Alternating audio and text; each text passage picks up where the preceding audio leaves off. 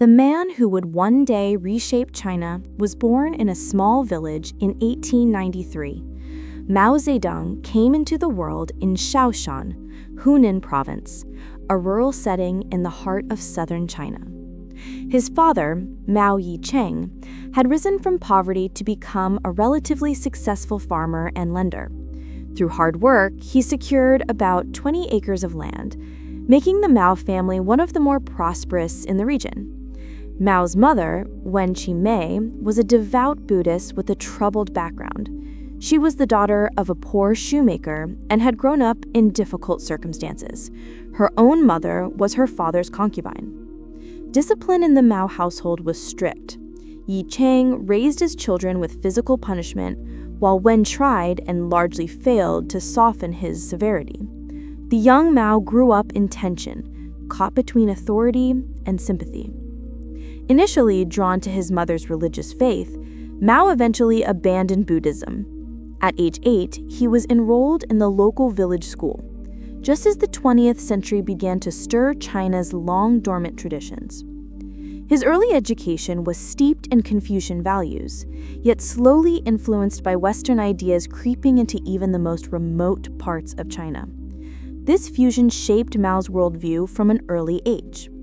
History and politics fascinated him. He devoured texts and questioned the world around him. His mind turned not just to philosophy, but to power, who held it, how it worked, and who it should serve. At 13, Mao's father arranged a marriage to Luo Yishu, a farmer's daughter. But Mao refused. Defying custom, he rejected the marriage and temporarily left his home, signaling a rebelliousness that would define him. Meanwhile, China was facing seismic change. The old Qing dynasty was losing control. Foreign powers were demanding access, and with them came new ideas: republicanism, democracy, socialism, and revolution. European powers, after centuries of exclusion, had finally forced their way into China. From the Opium Wars to the carving up of treaty ports, Chinese sovereignty was crumbling, sparking waves of unrest. What struck Mao most wasn't just the humiliation by the West, but the realization that monarchies elsewhere were falling, republics were rising, and people were starting to believe they could govern themselves. Among those voices was Sun Yat-sen, the father of modern Chinese republicanism. Mao read his work eagerly. The dream of a China ruled not by emperors, but by the people was intoxicating. In 1911, a revolution erupted. The Qing dynasty fell, and the Republic of China was declared. At 18, Mao briefly joined the rebel army, then returned to school with renewed interest in radical ideas. Soon, he encountered socialism, and then communism. Though skeptical at first, the more he read, the more these ideologies resonated. Equality, class struggle, collective ownership. They offered a vision for a new China. By 1917, Mao was enrolled at the first normal school of Hunan. He excelled, rose in student leadership, and immersed himself in politics. His transformation from curious child to committed ideologue had begun. In 1937, China faced a threat far greater than internal divisions. Japan, emboldened by its expansionist ambitions, launched a full-scale invasion, plunging the nation into the brutal Second Sino-Japanese War. Faced with a common enemy, Mao's communists and Chiang Kai-shek's nationalists formed a tense alliance. The Red Army fought fiercely, especially in the countryside, winning both military and popular support. One major operation, the 100 Regiments Campaign in 1940, saw Mao's forces inflict real damage on the Japanese. Railways, supply lines, and military posts were attacked across several provinces. While the nationalists retreated inland, the communists used guerrilla tactics in the rural hinterlands. Their familiarity with the terrain and their rapport with the peasantry became decisive advantages. The war against Japan became a proving ground for Mao. His forces grew from roughly 50,000 to nearly 500,000 by 1945. He was no longer just a rebel leader, he was a national figure. But cooperation between the communists and nationalists was always fragile. Even before Japan's surrender, clashes between the two resumed, setting the stage for a final, decisive conflict. When World War II ended in 1945, China was in ruins, infrastructure destroyed, millions dead. Yet in this chaos, Mao's communists emerged stronger than ever. Stalin handed over control of Manchuria to the communists in early 1946, giving Mao access to weapons, factories, and key territory. It was a strategic gift. Over the next 3 years, Mao launched a series of devastating campaigns. The Hai campaign in 1948 broke nationalist control in central China. Hundreds of thousands of KMT troops were lost. Then came the Ping-Zhen campaign in the winter of 1948. The Red Army pushed into northern China, capturing cities like Beijing. The momentum was unstoppable. In April 1949, Mao's forces took Nanjing, the nationalist capital. By October, Chiang Kai-shek had fled to Taiwan, and Mao stood before Tiananmen Square to proclaim the founding of the People's Republic of China. Mao was now chairman of a new state, but unifying China under communist rule would require more than victory in war. It demanded massive reconstruction and ideological consolidation. The early 1950s were a time of sweeping change. Land reform became Mao's first domestic priority. Large estates were broken up and redistributed to millions of poor peasants. The reforms were often brutal. Landlords were publicly humiliated, beaten, or executed for dealers. The campaign brought Mao peasant loyalty, but also spilled rivers of blood.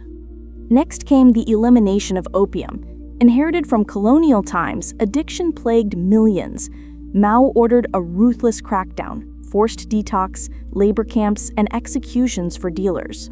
At the same time, Mao strengthened ties with Moscow. In 1950, he visited Stalin and secured Soviet loans and advisors to help rebuild China's economy and industry. Mao didn't stop at domestic issues. That same year, China entered the Korean War. When U.S. forces neared the Chinese border, Mao sent in waves of troops to push them back. The war ended in stalemate, but it boosted Mao's image at home. China had stood up to a superpower. In the eyes of many, Mao was now not just a revolutionary, but a global player. By 1953, Mao launched the first 5-year plan. Inspired by Soviet models, it aimed to transform China from a peasant economy into an industrial powerhouse. Massive state-owned enterprises were built.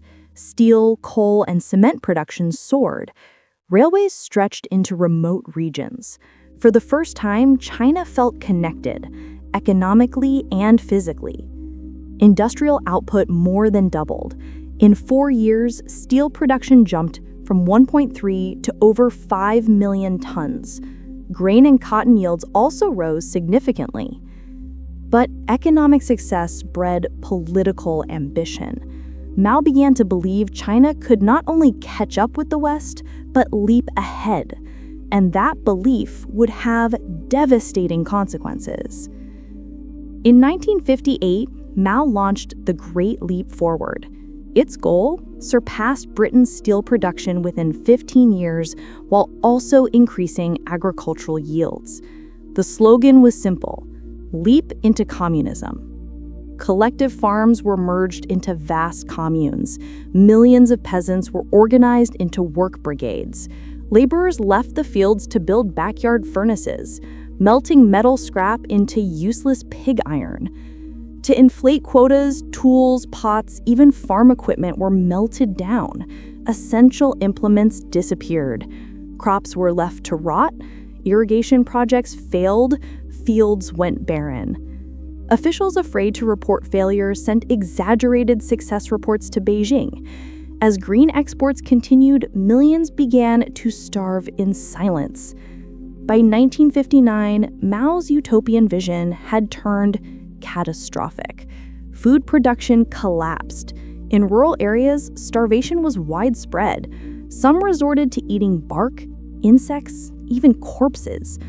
Estimates vary, but most agree that 30 to 45 million people died in the famine between 1958 and 1961.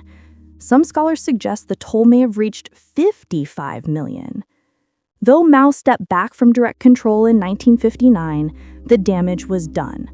The Great Leap Forward shattered lives, trust, and the illusion of infallibility around Mao. But this would not be the end of his revolution, only a pause.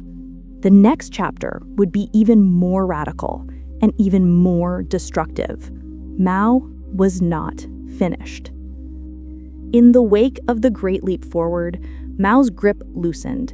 He retreated from the spotlight, allowing leaders like Li Shaoqi and Deng Xiaoping to stabilize the economy and repair national morale.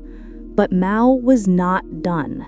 In 1966, he launched the Cultural Revolution, a sweeping campaign to root out bourgeois elements and reignite revolutionary fervor among the youth. Students formed Red Guard militias, attacking teachers, officials, and intellectuals. Chaos consumed cities and towns. Loyalty to Mao became the only true ideology. The targets were vague: the four olds: old customs, old culture, old habits, and old ideas. Yet what followed was systematic destruction of heritage, memory, and dissent. By 1967, China was on fire. Factories halted, schools shut down, families tore apart, paranoia reigned. The revolution meant turning people against each other. Behind the scenes, Mao used this unrest to eliminate rivals. Figures like Li Shaoqi were purged, imprisoned, or killed. The party became a tool for personal consolidation. By 1969, the People's Liberation Army was called in to restore order. But even as the chaos calmed, its scars would haunt China for decades. In 1971, Mao's trusted ally Lin Biao died in a mysterious plane crash after allegedly plotting a coup. Trust within the party further deteriorated. Yet, Mao's cult of personality remained powerful.